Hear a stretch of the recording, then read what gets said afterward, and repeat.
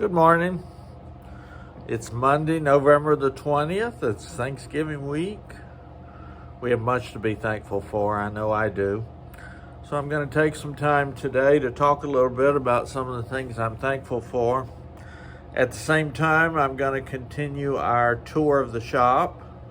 This shop is chock full of so many things that it's going to take me several weeks to get around to everything there is to see here in the shop, but hopefully that's not too grueling. I continue to be grateful for those of you who spend some time looking at my videos. And if you have things that you'd like for me to talk about or go into a little more depth about, anything that I've touched on here or anything that you see that catches your eye, just let me know.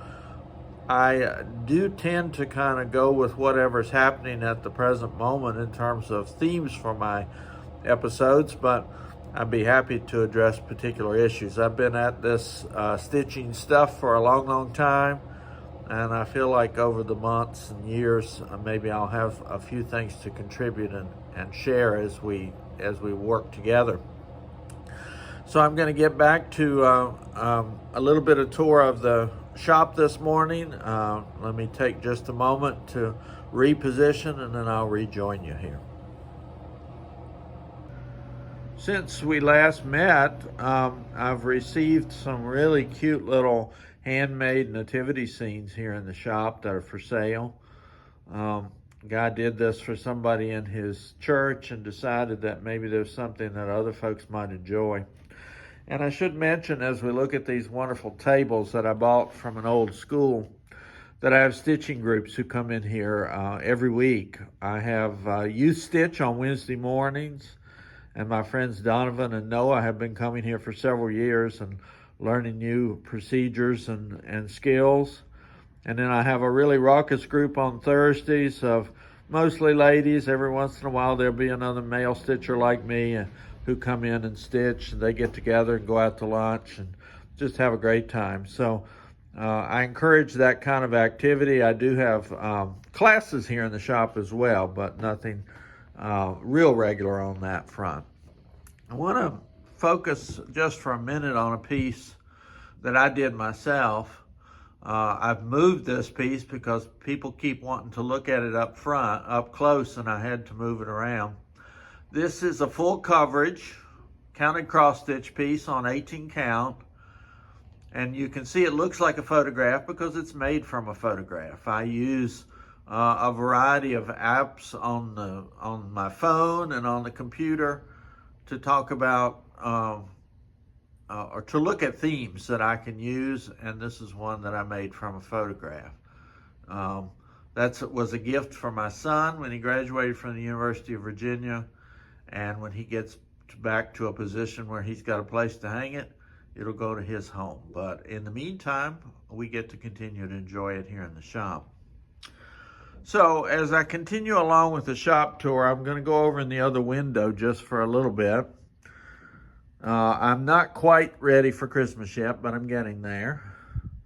Michelle is my assistant here in the shop, one of my assistants, and she does these handmade bags.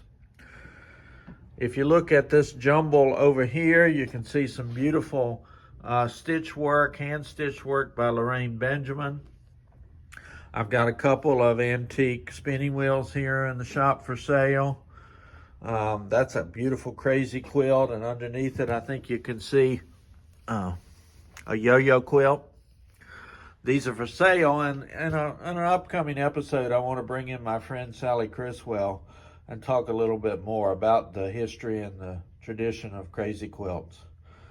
These trees were handmade by my friend Josh Uri. I'm getting ready to paint them and use them as part of my Christmas display. And then over in the corner here, you see this wonderful old piece of furniture with some more ideas and kits there. Take a look at this peacock. My friend Margaret Everson, who's a local artist, created the peacock, and it's here for purchase or to view. I want to say just a minute about Margaret and kind of begin my litany of things that I'm grateful for this Thanksgiving season. And that's some of my friends that have made here in Leesburg as a result of opening the shop. Margaret, as I mentioned, is a local artist. She's an octogenarian, which means she's one of many artists here that I worked with who are up in their 80s. And Margaret designed and created this wonderful artwork on my counter, on my counter panels. You can even see there, if you look closely, she included that cross-stitch piece that I just showed you that's up there on the wall. As an artist, she does a lot with texture, and so all of her work has kind of a 3D effect to it. You've got a panel there about dyeing, you've got a panel about cross-stitch, you've got one about weaving, which is another one of the activities, of course, that goes on here in the shop, and then over on the end here is a crazy quilt square. So I love the work that Margaret does, and she brings some of her art in to sell here in the shop from time to time. I can barely scratch the surface in terms of talking about the number of cross-stitch patterns that I have here in the shop. I have about 12,000 vintage patterns, plus I have a whole variety of new stuff. I try to keep up with the new designers. Here you can see I've got some Glendon Place, I've got Butternut Road, I've got Told in a Garden, got Lavender and Lace. Down below, some more vintage stuff. Try to keep sundries in place, so there's some Kreinik threads. I just ordered some new ones there. These are the 25 most popular colors. And then, of course, most of you know about Nora Corbett and the memorabilia pieces. I don't have as many of the new ones as I'd like to have, but certainly got a nice variety of vintage ones there. Try to stock a nice variety of needles. I particularly like John James, but I do have a variety of other kinds of things there. And lately I've been pretty careful to make sure I always have some Mill Hill bead kits here in the shop. So there's some of the new Christmas ones, and they have a particularly wonderful design for Florida that has oranges on it. One punch needle kit left. Those have been fairly popular. And then I've got some macrame kits here as well. So there's a lot of different things here in the shop. Now when I move over in this direction, I have a table and a rack that focuses specifically on the newest patterns. These are mostly things that I acquired when I was in Nashville or through the online shop that we had recently back in August. I have a really good selection of Carriage House Samplings patterns. The designer there, Marty, lives in Mount Dora, which is not far from where I am. So I had her trunk show last year. Her mom, Trudy, lives nearby, and her sister, Kathy Barrick, was also a part of that trunk show that I had last year. I do trunk shows periodically. They're a nice way to get people to include Leesburg as part of a destination trip. These are wonderful little kits that I picked up at Nashville Market last year. Not only do they give you a chance to cross stitch, but he's got these little handmade cushions and boxes that go with them that are themed with the different months. So those are kind of fun. This rack are the things that I just ordered. Some of them have just come in the last week or so, but many of these came from the online marketplace that we had in August. So I do try to keep up with modern designers, and if somebody comes in and they want something and I don't have it, I'm always happy to order. That gives me a little better idea of what kind of things people are looking for. There's a child sampler. I don't see as many of those as I used to, so I'm always glad to see that. Yeah, some Halloween, which you should get started on for next year if you didn't do any this year. Smaller format kind of patterns here, but a nice variety here. I have a lot of Erica Michaels, so you'll want to, if you're an Erica Michaels fan, you'll want to come in and check that out. Every once in a while I get these wonderful Saju kits. These are both, I shouldn't say both. This one is connected to the Bayou Tapestry. It's the animals of the Bayou Tapestry. These, of course, come with the silks and everything that's involved with them, and there's a beautiful one of the city of Paris. Over here on the table is really kind of a grab bag of vintage kits. These are things that you will see less often these days. Crewel embroidery, plastic canvas, and a couple of bins of needlepoint kits. I'll note on the wall here for sale a vintage sampler from 1805 that's on consignment by my friend Sally Criswell. Many of you, I'm sure, pardon the mop handle there, many of you, I'm sure, probably did crewel at some point along the way. It was very popular back in the 70s and 80s. This is a piece that I did in 1985. It's called Peaceable Kingdom. I bought it as a kit at a shop called Wild and Woolly in Northern Virginia. This piece is kind of showing its age a little bit, but it's still a wonderful reminder of that heritage of crewel work. A friend made this wonderful art piece for me, asked me what my favorite color was, and that's what I got. And then I have reminders of my children here on the wall. I love to think about them and the careers they have. There's my daughter Mary, who's a nurse.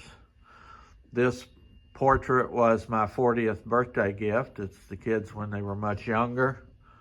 My youngest son Graham recently retired from the Army.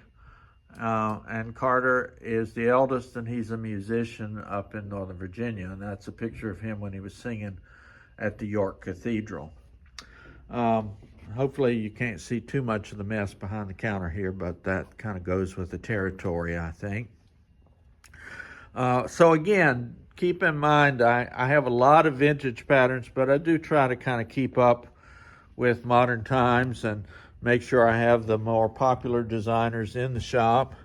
The other side of this continues to be a variety of those. Just kind of show you a few of the kind of things I've got back here. I have Just Cross Stitch magazine, of course, Jan Hicks, just a nice collection. And then this rack over here also gives you an idea of some of the more contemporary patterns that I have. I like to show off the work of my friend Susan Cosette here. And I'll probably end today's broadcast with Susan's works. Susan does spinning, she does dyeing, she does felting, she does knitting and crochet. These all began as raw wool, and you can see that her creations are very vibrant, very colorful. She does wool that she spins and creates herself that you can use for creation. She makes hats, scarves, just a whole variety of beautiful stuff. She even has here in the shop these drop spindles in case you want to learn a more traditional way of doing spinning. So this is the time of year when Susan's work is becoming really much sought after here, and people love these little woolly things that they can use. Look at the little sheep there that she made out of ringlets. So I'm very thankful for the friends that I've made here, the artists who entrust their work with me here in the shop. It's a lot of fun to see these. And I will say that the different kinds of crafts and the different kinds of art help inspire us. They give us ideas. If I look at something that Susan has done here in felting, it might help me think about color ideas as I want to do some weaving, or maybe I want to design something in needlepoint or cross stitch. So there's a lot of crossover and a lot of overlap between the various types of art, especially fiber art, that we see around us. So I think I'm going to stop there and wish you all a wonderful Thanksgiving week. I hope you get to taste all your favorite recipes. Remember that cooking and the legacy of the recipes that are handed down from us to us are part of our legacy of handmade objects. So I feel sure at least at some point during the holiday, you'll be cooking something that your mother or your grandmother created. I wish you a wonderful Thanksgiving, and I hope to see you after the holiday again. Bye-bye.